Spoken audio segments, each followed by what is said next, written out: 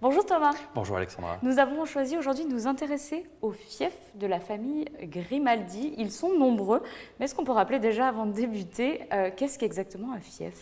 Alors un fief, c'est un territoire qui est octroyé en général par un monarque ou un suzerain à son vassal en échange de services.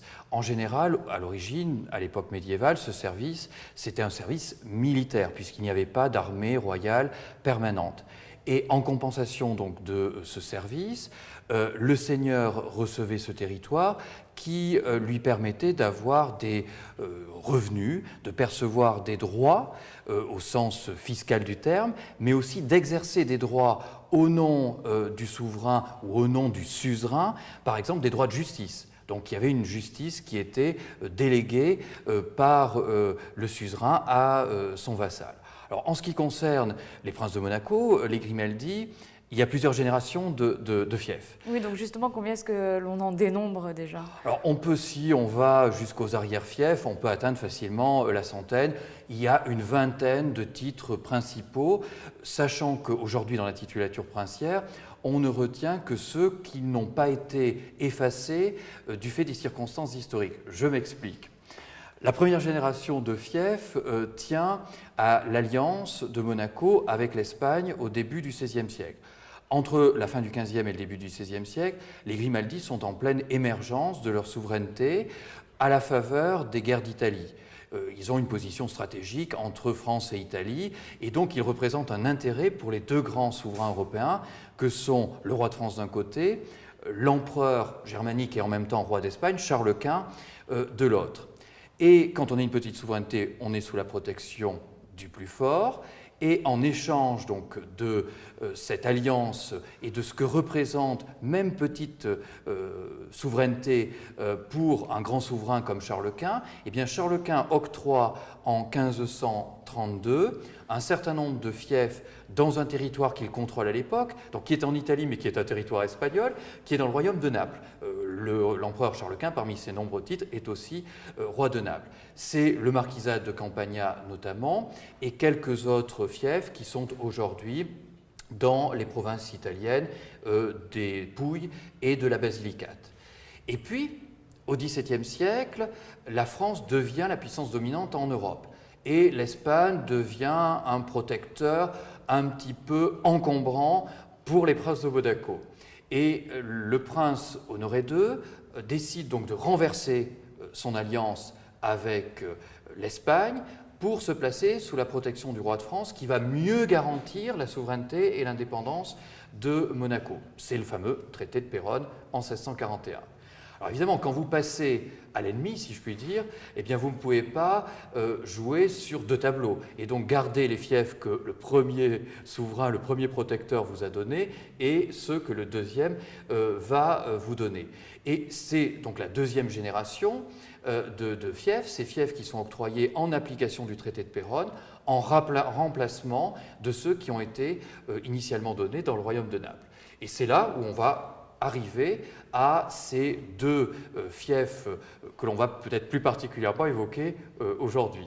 Mais avant, on peut aussi également parler d'autres Types de fiefs, les fiefs obtenus par mariage. Absolument. Alors c'est, je dirais, une troisième génération, voire quatrième génération, puisque dans la titulature actuelle du prince souverain, les autres titres importants sont issus d'une part du mariage avec Jacques de Matignon, donc les Grimaldi ont hérité des titres bretons et normands de cette importante famille française, mariage en 1715, et puis également des titres hérités, drainés par la famille de Mazarin. Donc évidemment les titres du fameux cardinal, mais aussi ceux que ses descendants, les descendants de sa nièce, ont drainés progressivement jusqu'en 1777, au moment du mariage de Louise d'Aumont-Mazarin avec le futur prince Honoré IV de Monaco. Voilà donc les différentes couches, l'accumulation qui explique aujourd'hui ces dizaines de titres qui, évidemment, ne correspondent plus à des droits seigneuriaux depuis la Révolution de 1789, mais qui, par tradition historique, sont toujours portés par le souverain. Ces titres sont toujours hérités, toujours portés, et donc nous avons ici deux exemples. les titres que les enfants princiers ont reçus lors de leur naissance. Ils sont mis à l'honneur cette année. Donc, nous avons le comté de Carladès et les Baux de Provence. Absolument. Et donc, nous avons deux archives avec nous aujourd'hui. Oui, qui sont les titres primordiaux, donc de possession, de mise en possession par le roi de France Louis XIII de ces deux fiefs. Alors, dans l'ordre chronologique, les Baux d'abord, et dans l'ordre évidemment d'importance, le marquisat des Baux d'abord, et ensuite le comté de Carladès. Le marquisat des Baux, nous sommes donc pour l'octroi de ce fief, comme le montre donc cette lettre patente. Alors quand on dit lettre patente, il s'agit donc d'une lettre qui est ouverte. C'est le contraire d'une lettre qui est cachetée, d'une lettre de cachet par exemple, donc qui est fermée, qui est destinée à un seul interlocuteur. Là évidemment il concerne une personne en particulier, mais elle est publiée, elle est publique, donc elle est patente, puisqu'elle a force de loi. Voilà. Et on retrouve évidemment la titulature du roi de France, Louis par la grâce de Dieu, roi de France et de Navarre, à tous, présents et à venir, salut. Donc on retrouve cette idée évidemment de ce caractère définitif qu'a cette décision. Et donc dans cet acte très solennel, très bien calligraphié, qui est signé de la main du roi, qui est daté devant Perpignan, au camp devant Perpignan, au mois de mai, l'an de grâce 1642. Donc on est quelques mois après le traité de Péronne. C'est la première rencontre entre le prince de Monaco, Honoré II, qui va voir son nouveau protecteur, le roi Louis XIII, qui est en train de faire la guerre aux Espagnols, évidemment, et d'essayer donc de récupérer le Roussillon, qui n'est pas encore une province française. Et c'est là donc l'octroi du fief des Baux de Provence, du marquisat, pour le fils du prince Honoré II, c'est-à-dire pour Hercule, pour le marquis Hercule, puisqu'il est déjà marquis, puisque en tant qu'héritier du trône, parmi les titres qui avaient été donnés par le roi d'Espagne, il y avait le marquisat de Campagna en Campanie, dans le royaume de Naples. Donc il faut substituer un marquisat à l'autre.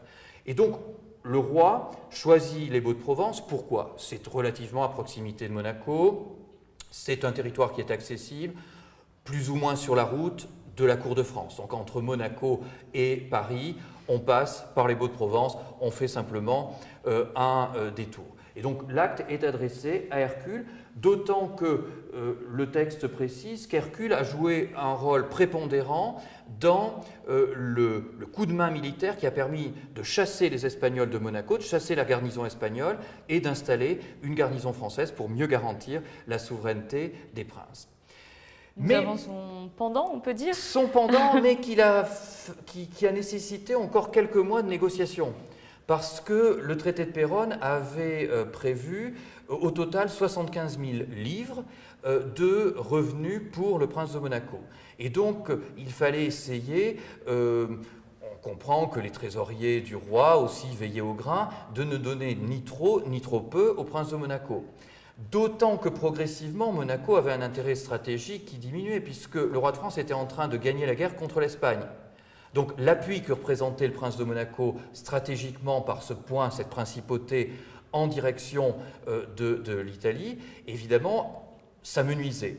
Donc il s'est fait un petit peu tirer les oreilles ou désirer, mais Honoré II n'a rien lâché.